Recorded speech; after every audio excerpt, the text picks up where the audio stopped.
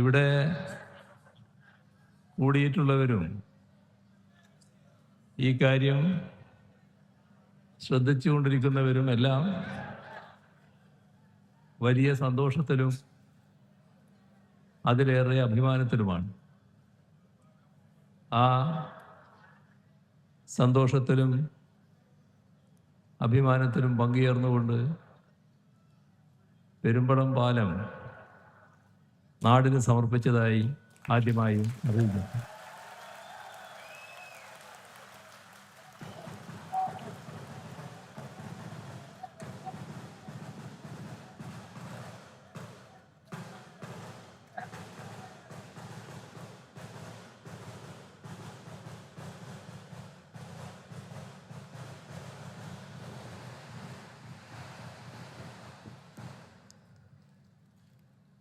എല്ലാവർക്കും അറിയാവുന്നതുപോലെ അരുകുറ്റി പഞ്ചായത്തിലെ വടുതല പ്രദേശത്തെയും പെരുമ്പളം പഞ്ചായത്തിലെ പെരുമ്പളം ദ്വീപിനെയും ബന്ധിപ്പിച്ച് പൂർത്തീകരിച്ച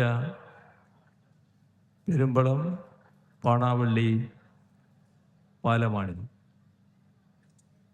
ഇവിടെ ഇതിൻ്റെ ചരിത്രം പറയുകയുണ്ടായി.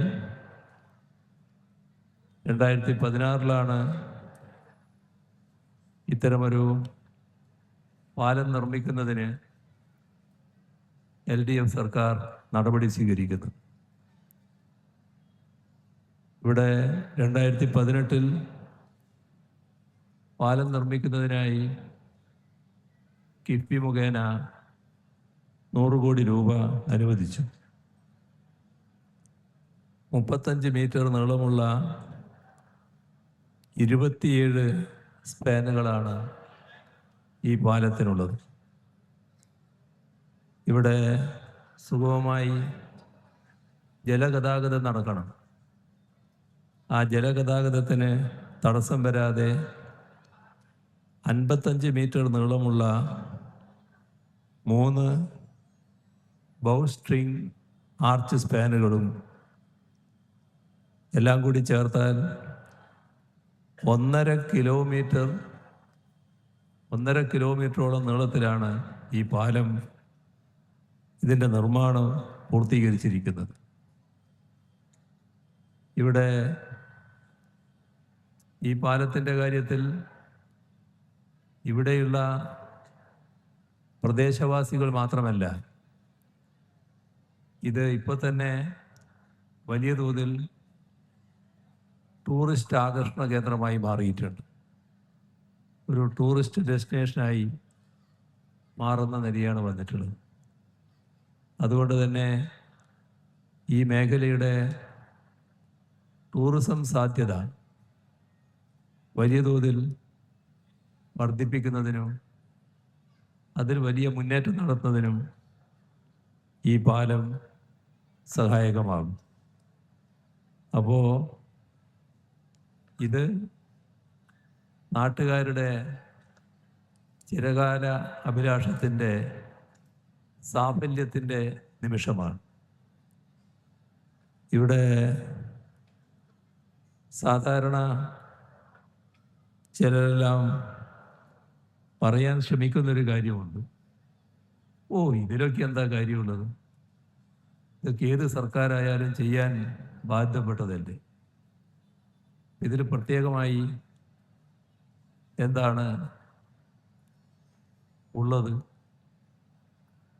ഏത് സർക്കാരായാലും ചെയ്യുമോ? അതാണ് നമ്മളെപ്പോഴും ചിന്തിക്കേണ്ട കാര്യം.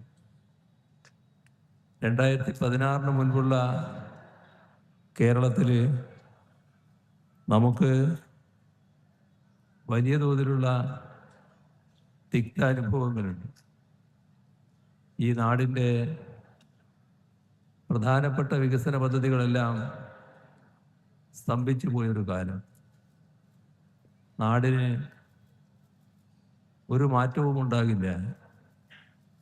എൻ്റെ നാടിങ്ങനെയായിപ്പോയി, ഇവിടെ ഒരു പദ്ധതിയും വരില്ല എന്നെല്ലാം ആളുകൾ ശപിച്ചു കഴിഞ്ഞിരുന്നൊരു കാലം.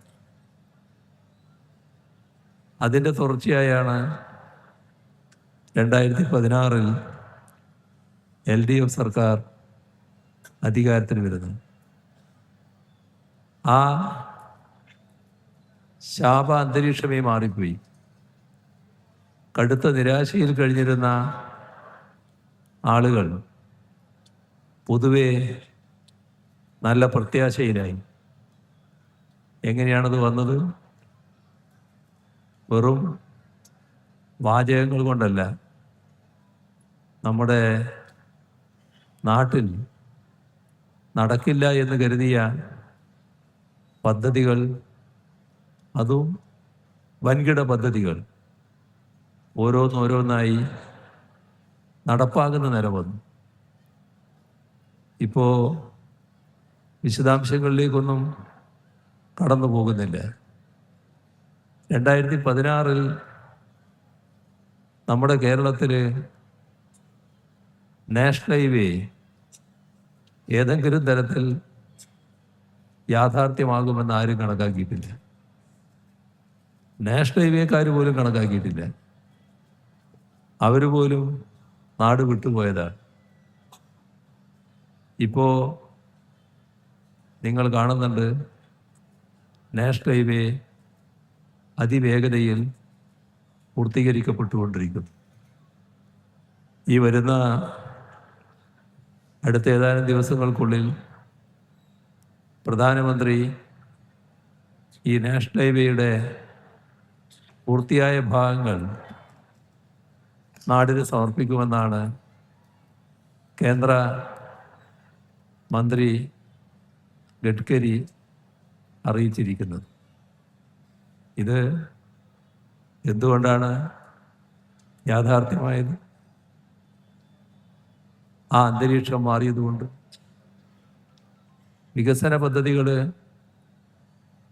നാടിന് ആവശ്യമാണ്, ജനങ്ങൾക്ക് ഒഴിച്ചുകൂടാത്തതാണ്.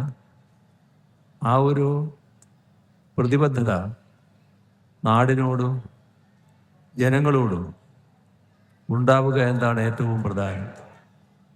അത് ഇപ്പോൾ 10 വർഷമായി കേരളത്തിൽ ഭരണത്തിന് നേതൃത്വം കൊടുക്കുന്ന LDFന് വേണ്ടതിലധികമുണ്ട്. അതുകൊണ്ടാണ് ഈ പറയുന്ന ഓരോ പദ്ധതിയും പ്രാവർത്തികമായത്.